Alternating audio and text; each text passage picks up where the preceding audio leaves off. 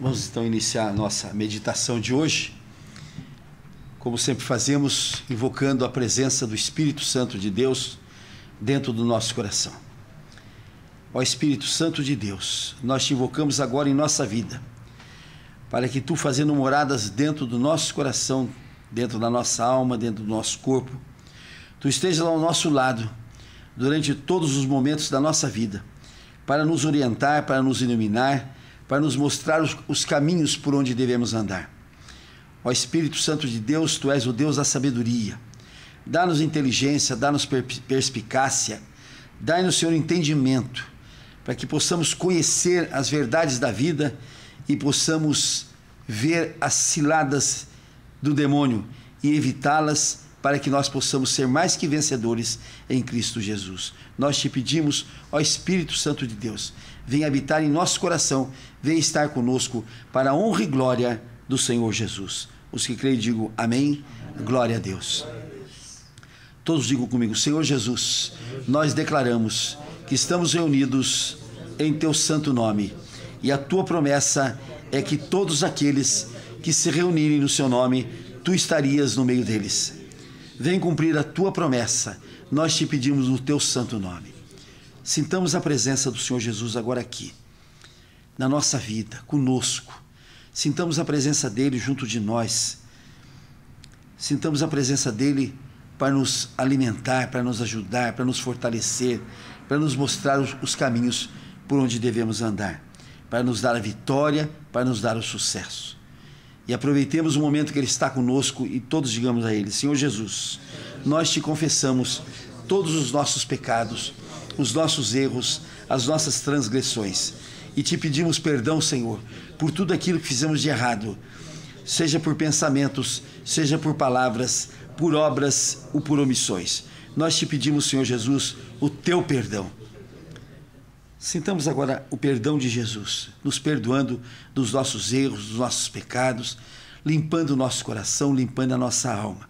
E vamos pedir a ele que entre agora no nosso coração e lá dentro ele veja se existe alguma coisa ainda errada, alguma coisa que o desagrada, que ele arranque do nosso coração, para que nós possamos ter um coração puro, segundo a vontade de Deus. Os que creem, digam amém, digam glória a Deus.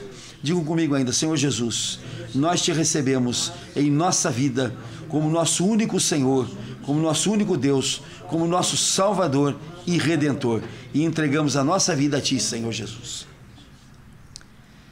Neste momento, nós nos tornamos filhos de Deus. É importante a gente conhecer esse estado, essa diferença entre meras criaturas e filhos de Deus. Vamos agora à nossa meditação de hoje.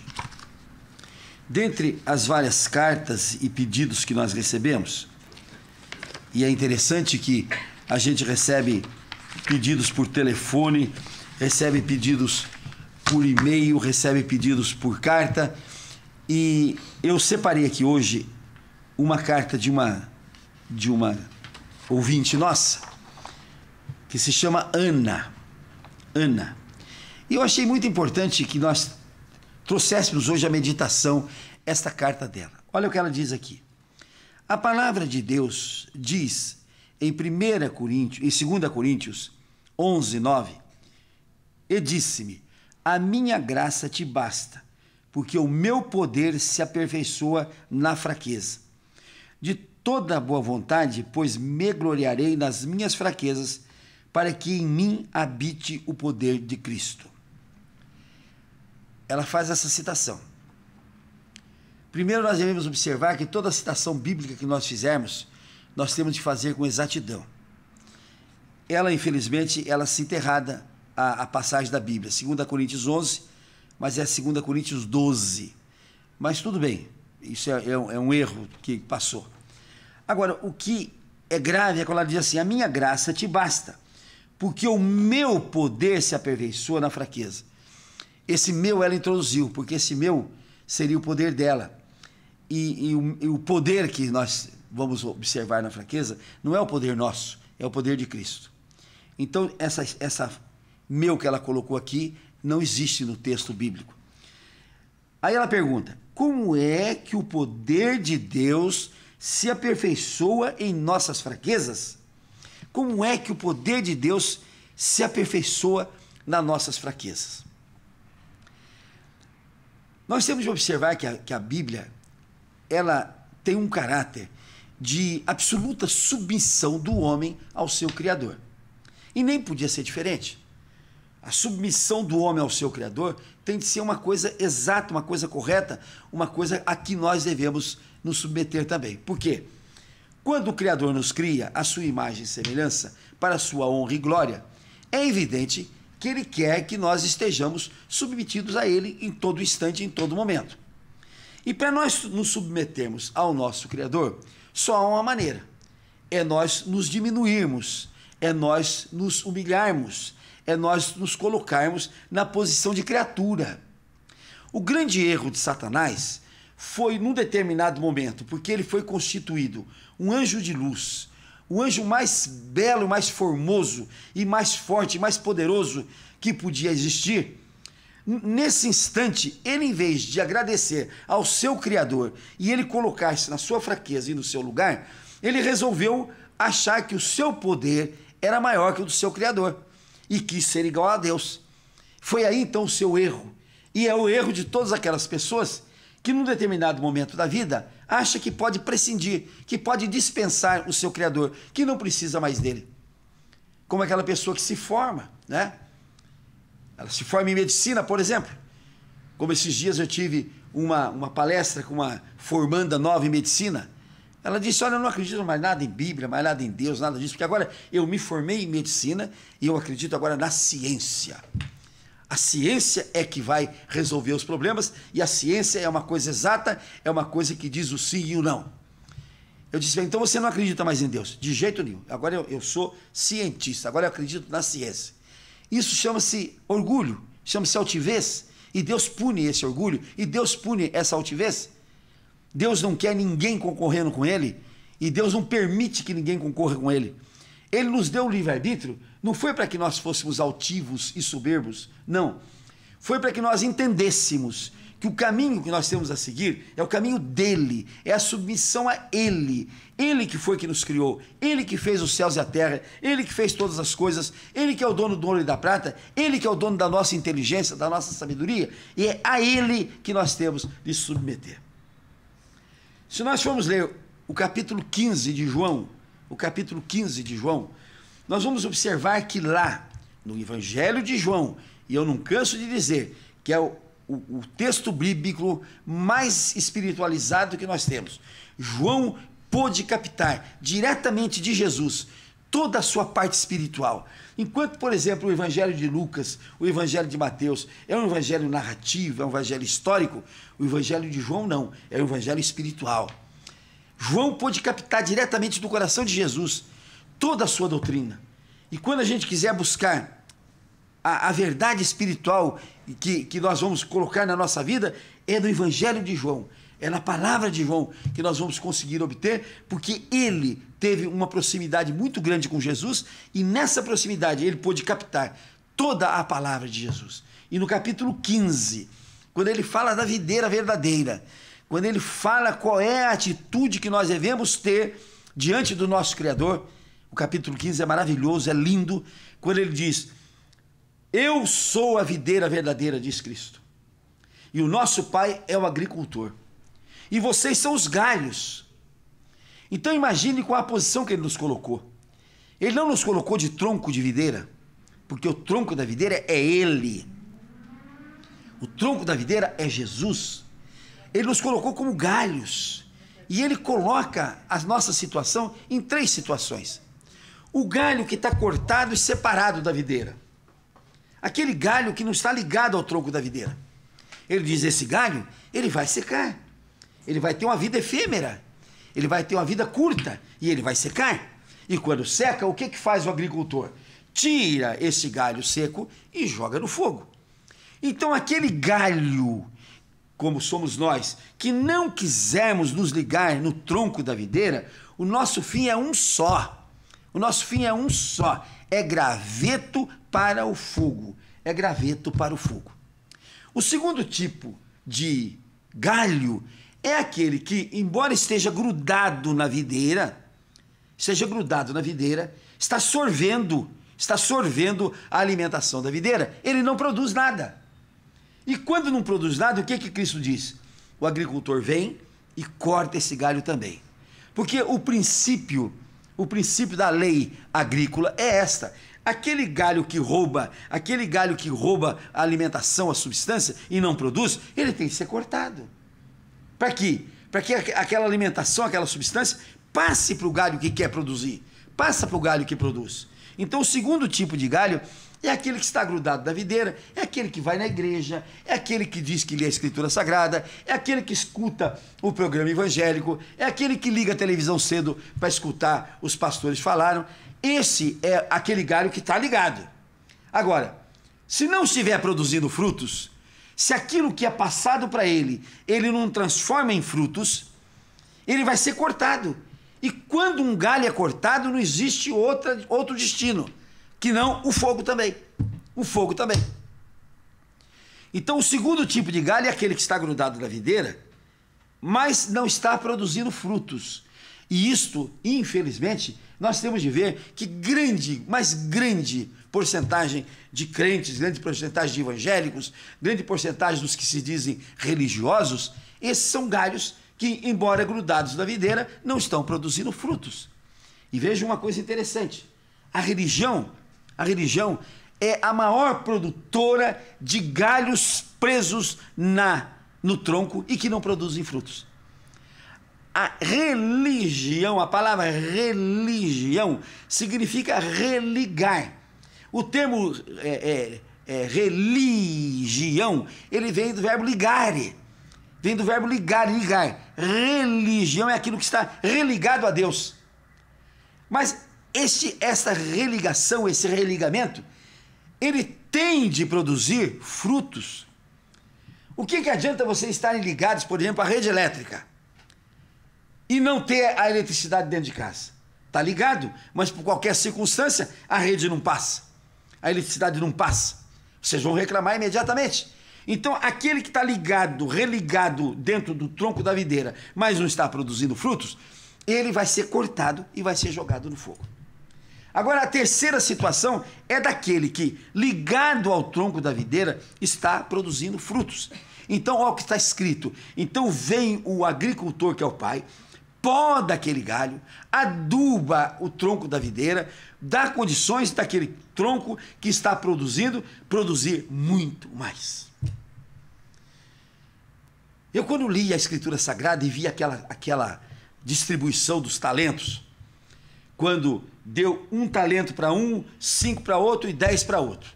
O de 10 produziu 10 vezes mais, recebeu o prêmio. O de 5 produziu 5 vezes mais e recebeu o prêmio. O de um talento, veio e disse: Senhor, eu recebi o seu talento, mas fiquei com muito medo de ti, porque o Senhor é daqueles que pune as pessoas. Então eu enrolei num lenço e escondi na terra.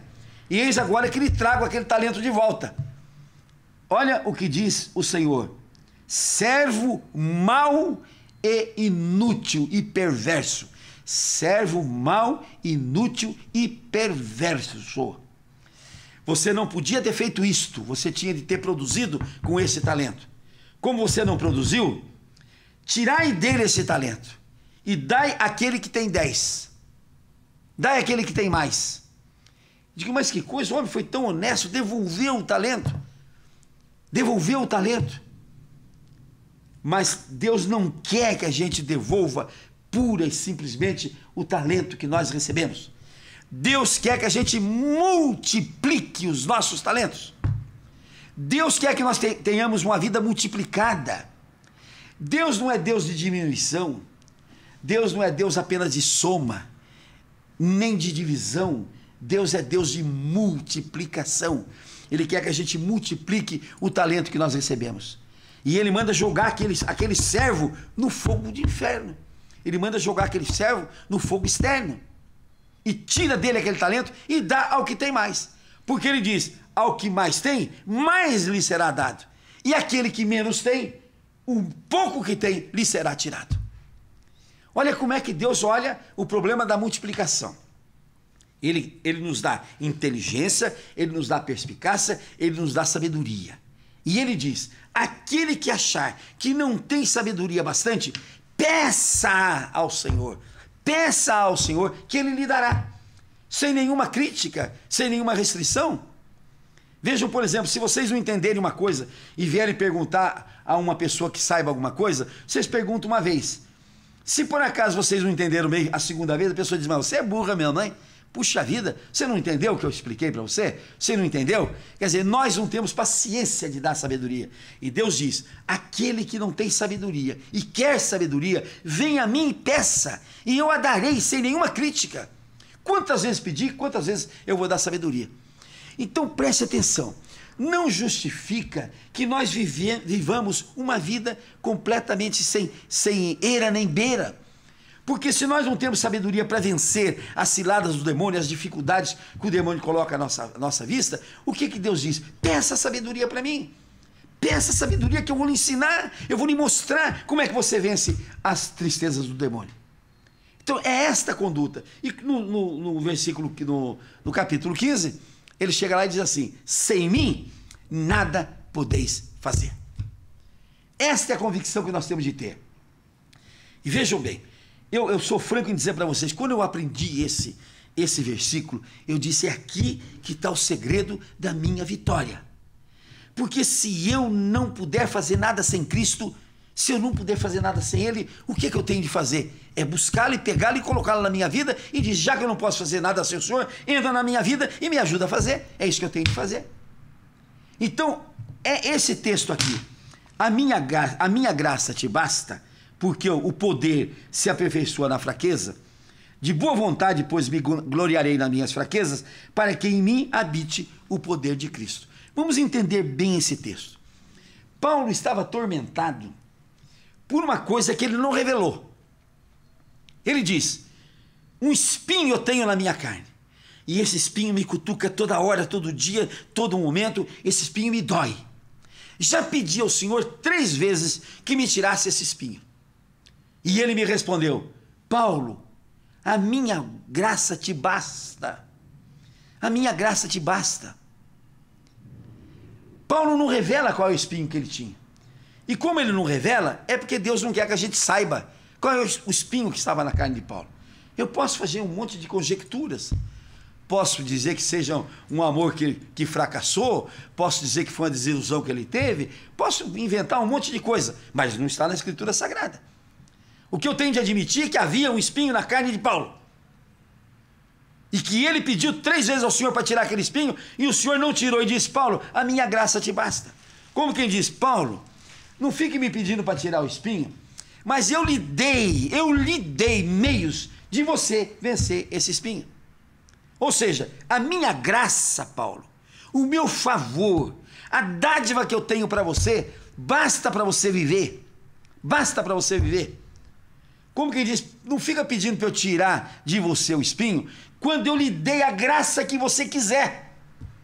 Então, quanta gente se debruça de dia e de noite pedindo ao Senhor: Senhor, tira isso de mim, faz isso para mim, faz aquilo para mim, faz aquilo para mim. E Deus está olhando e está dizendo: meu filho, a minha graça te basta. Use a minha graça, use a minha dádiva, use o poder que eu te dei, use a força que eu te dei, use o poder de Cristo que está à tua disposição, e não fica me pedindo coisa que eu já te dei. Por isso que muita gente fica diante de Deus pedindo, e não consegue, porque Deus já deu. E Deus já deu. Ele fica chateando Deus, enchendo o saco de Deus, pedindo coisa que Deus já deu. A minha graça, diz Deus, te basta, Paulo. Basta para você a graça que eu te dei. Vamos analisar bem. A menina pergunta: mas como é que esse poder de Deus se aperfeiçoa na nossa fraqueza? Pois é justamente na nossa fraqueza que nós temos de colocar o poder de Cristo. E não achar que nós... Primeiro, quando vem uma fraqueza na nossa vida, a primeira coisa que nós colocamos, que o demônio coloca na nossa cabeça, é isso. Isso é obra de Deus. Então você se conforme. Você acredite que Deus quer isso para você. É uma prova que Deus está colocando em você. Então você receba isto com conformação. Mas o próprio Paulo diz: não vos conformeis. Nós não podemos nos conformar dizendo assim, mas isso é a vontade de Deus. Isso é uma prova que Deus está me dando. Não, não é nada disso. Deus, o demônio está em seu redor, te atiçando, mas Deus está te dando a graça. Qual é a compensação que nós vamos ter? Diante do demônio nos atacando, nós temos a graça de Deus. Agora, se eu não pego essa graça de Deus, se eu não tomo posse dessa graça de Deus, como é que eu venço o demônio na minha vida? Aí, como eu não pego a graça de Deus, o demônio está aqui me atacando, a graça de Deus está aqui na minha mão, mas eu estou, Deus, me acode, me acode, me acode. Quando ele diz, a minha graça te basta, Francisco, eu já dei o meu favor, já dei a minha graça para você, toma posse, toma posse. Imaginemos um exemplo, que o homem mais rico do mundo, hoje, soube da nossa reunião aqui, e diga assim, eu vou fazer o seguinte, eu vou mandar uma ordem de $1 milhão para cada um daqueles que está na reunião. E aí ele manda uma ordem aqui para o banco, vamos dizer, o Banco Santander, que está na nossa frente aqui. Em nome de cada um de nós. Aí, 10 de nós aqui vai dizer assim, mas que conversa mole, imagine se tem ordem lá. Imagine se ele ia mandar isso para nós. Os outros 10 dizem assim, eu também acho que não mandou, não. Também acho que não mandou. E ninguém vai lá no banco pegar a ordem. Vamos fazer um outro exemplo. Vamos supor que eu dissesse assim, olha, eu vou dar um carro 0 quilômetros para desse popular, gente, popular. Desse que tiver aqui, o primeiro que descer a escada correndo e for até no outro lado da rua e bater na parede do outro prédio lá. Aí ele diz, conversa mole, imagina se ele vai dar carro, que é isso, só para atravessar a rua e ir lá, imagina se ele vai dar carro. Eu garanto que de 20 pessoas que estão aqui, 18 nem sequer se abalam para ir. 2 ainda vão dizer, será que convém a gente ir? Eu acho que, sabe uma coisa? Primeiro que esse homem não tem carro para me dar. Segundo que se tivesse, ele não ia dar desse jeito, não. Eu tenho certeza que se eu falar isso, ninguém vai descer lá embaixo para bater na parede e voltar. Porque não acreditam, não creiam que eu tenha o carro para dar, que eu queira dar um carro, que eu possa dar o carro, e mesmo que eu possa, eu não quero dar. Então, ninguém corre lá. Isso acontece com a graça de Deus. Deus está cansado de dizer, a minha graça te basta, a minha graça está à tua disposição, toma posse da minha graça, toma posse da minha graça, e a gente não toma posse. Mas será? Quando eu pergunto assim, mas será? Mas, quando a gente põe o mais, quando a gente põe o porém, acabou a fé, acabou a fé. Agora, vejam como é que a graça basta. Vamos ver aqui alguns exemplos.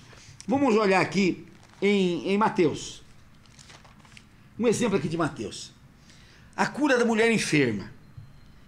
E eis que uma mulher que durante 12 anos vinha padecendo de uma hemorragia, veio por trás dele e lhe tocou na orla da veste. Porque dizia consigo mesma, se eu apenas lhe tocar a veste, ficarei curada. E Jesus, voltando-se, vendo-a, disse, tem bom ânimo, minha filha, a tua fé te salvou. A tua fé te salvou. Aquela mulher já tinha se desiludido de tudo. Ela tinha uma hemorragia. 12 anos, uma hemorragia contínua. As mulheres que têm hemorragia sabem o que é ter hemorragia todo mês, durante 2, 3 dias. Agora imagine ter o mês inteiro, anos e anos e anos e anos a fio. Os homens sabem como é chateado ter a mulher com hemorragia dentro de casa. E essa mulher fazia 12 anos. Diz aqui que tinha gasto tudo que tinha com os médicos. Mas ela disse, eu vou. Se eu tocar na veste dele, eu vou ser curada. E ela foi, venceu aquela multidão, venceu aquilo tudo e tocou na veste de Jesus. E foi curada. E Jesus, voltando para ela, diz, minha filha, a tua fé te salvou. Olha que coisa interessante. Aquela mulher que não conhecia Jesus, ela teve uma coisa interessante. Jesus chamou-a de filha. Veja bem, ela recebeu a filiação de Deus naquela fé dela. Quando nós exercemos a nossa fé, nós recebemos a filiação também de filhos de Deus, quando a gente tem essa fé. Nós temos de viver com a fé, essa é a verdade. Vamos dar outro exemplo aqui, os 2 cegos que corriam atrás de Jesus e clamavam, tem compaixão de nós, filho de Davi, tem compaixão de nós, filho de Davi. Vocês imaginem o cego correndo atrás de Jesus, naquela multidão. Jesus nunca andou com menos de 20 mil pessoas ao seu redor, e aquele cego gritando, gritando, gritando, gritando, e Jesus entrou na casa, sem dar bola para eles. Jesus estava testando a fé deles. E eles chegaram na porta da casa de Jesus, e já tem piedade de nós, Jesus, tem piedade de nós. Jesus disse para ele assim: credes que eu posso fazer isso? Credes que eu posso curar? E eles responderam assim: sim, Senhor, nós cremos. O que Jesus respondeu? Jesus tocou-lhes nos olhos. E Jesus não disse ser curado. Jesus disse: faça-se conforme a vossa fé. Quer dizer que se aqueles cegos não tivessem fé, eles não iam ser curados. Eles só foram curados porque tiveram fé. Jesus passou a mão nos olhos dele, mas disse: faça segundo a vossa fé. Assim é a nossa vida. Assim é a nossa vida. Nós temos de viver segundo a nossa fé. Olha o que está escrito aqui no livro de Hebreus. No livro de Hebreus, no capítulo 10. O meu justo viverá pela fé.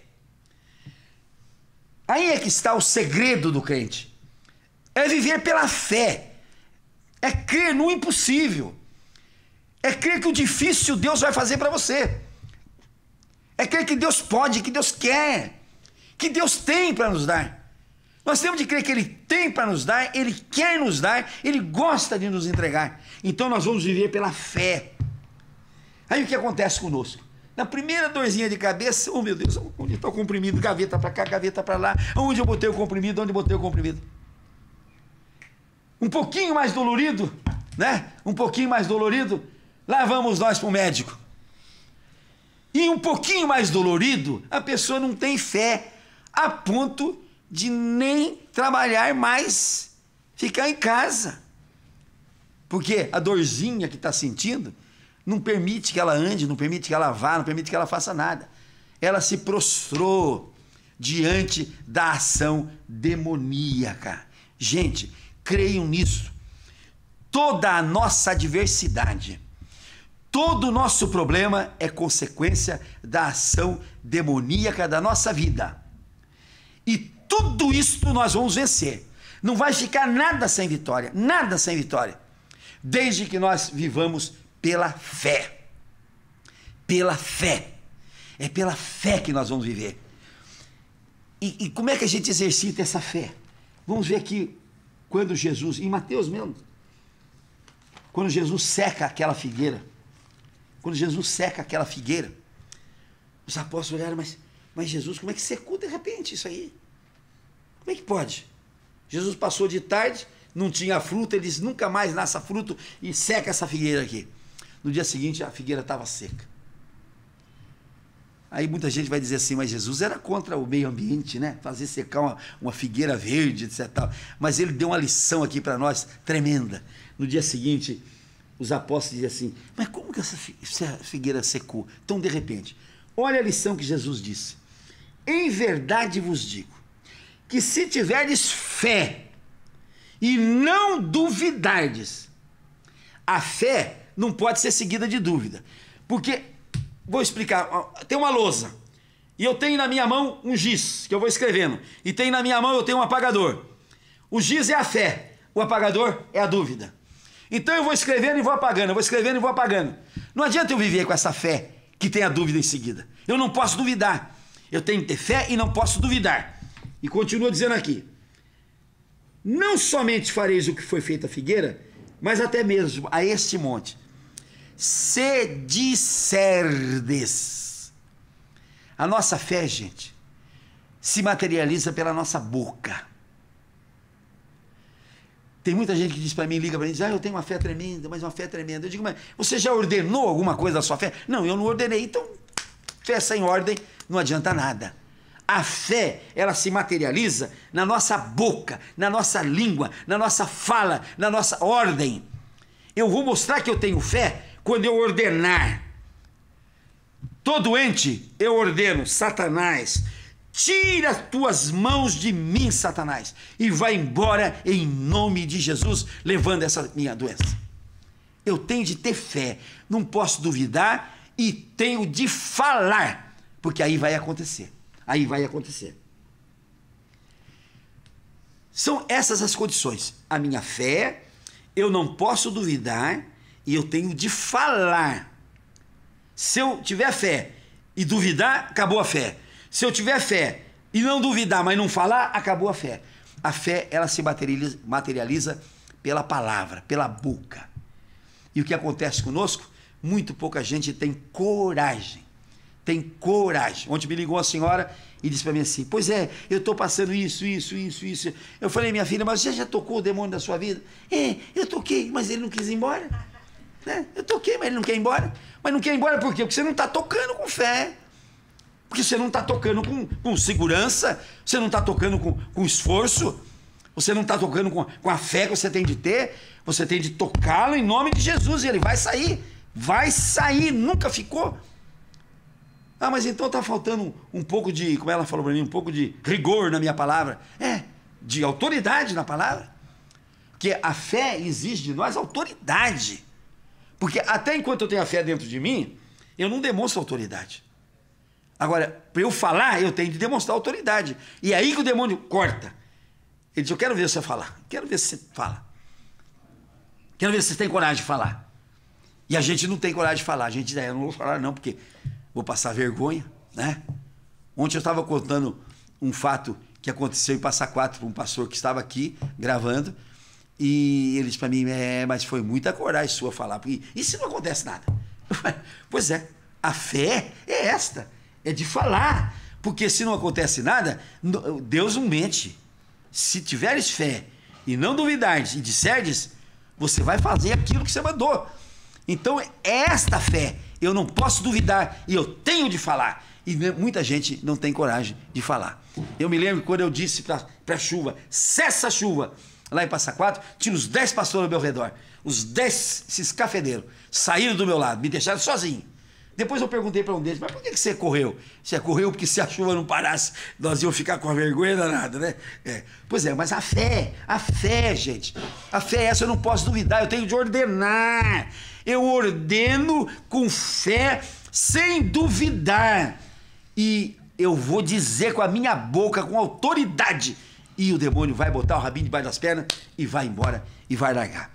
Por isso que muita gente é doente, porque não tem fé. E quando tem a fé, não, Deus vai me curar, eu tenho certeza que Deus vai me curar, eu tenho certeza que Deus vai me curar. Deus vai curar, sabe quando? Quando você abrir a tua boca, quando você não duvidar e quando você ordenar. Aí ele vai curar. O que ele disse aqui? Faz segundo a tua fé, e os cegos viram. Se os cegos não tivessem fé, não teriam visto. Aquele aleijado, que ele levanta, pega o teu leito e anda. Se ele tivesse duvidado, não levantava, não pegava o leito e não andava. Então, gente, a fé, ela tem de ter, a verdade é esta, a tirar a dúvida de toda ela e tem de ter a nossa ordem. Porque é na nossa ordem, é do nosso mando que nós vamos solidificar e concretizar a nossa fé. Amém? Que Deus nos abençoe e vamos pedir a nosso Deus agora que Ele nos dê coragem de falar. Falar alto. Eu acho gozado, tem tanta mulher que o marido chega em casa, ela bota o pezinho para frente assim, bota a mãozinha assim e fala e o bichinho fica com o rabinho debaixo das pernas. E ela não tem coragem de falar pro demônio. Não tem coragem de botar o demônio para correr, né? Aquele homão, né? Chega em casa, ela bota o pezinho para frente e fica assim, com a mãozinha assim. Bonito, hein? Bebê, o cara abaixa a cabeça, né? Agora, quando é com o cão, ela não tem coragem de falar. Tem medo de falar. Põe o cão para correr da tua vida e vamos pedir a Deus que nos dê essa força, essa coragem de falarmos a hora que nós temos de mandar. Senhor nosso Deus, nós te pedimos, enche-nos de coragem, Senhor, para nós determinarmos na nossa vida a vitória contra o Satanás. Determinar na nossa vida o sucesso na nossa luta contra o Satanás. Nos dá, Senhor, esta força, esta coragem, esta autoridade, para nós abrirmos nossa boca e falarmos no teu santo nome, Senhor Jesus, para que as coisas se realizem e o milagre aconteça. Oremos agora o Pai Nosso. Pai nosso que estais no céu, santificado seja o teu nome. Venha a nós o teu reino, seja feita a tua vontade, assim na terra como nos céus. O pão nosso de cada dia nos dai hoje, e perdoa as nossas dívidas, assim como nós perdoamos aos nossos devedores. E não nos deixes cair em tentação, e nos livra de todo mal, Senhor. Porque teu, Senhor, só teu, é o poder, o reino, a honra e a glória, para todos sempre. Amém. Vamos aplaudir o Senhor Jesus? Vamos nos ungir para começar o dia da vitória, dia do sucesso.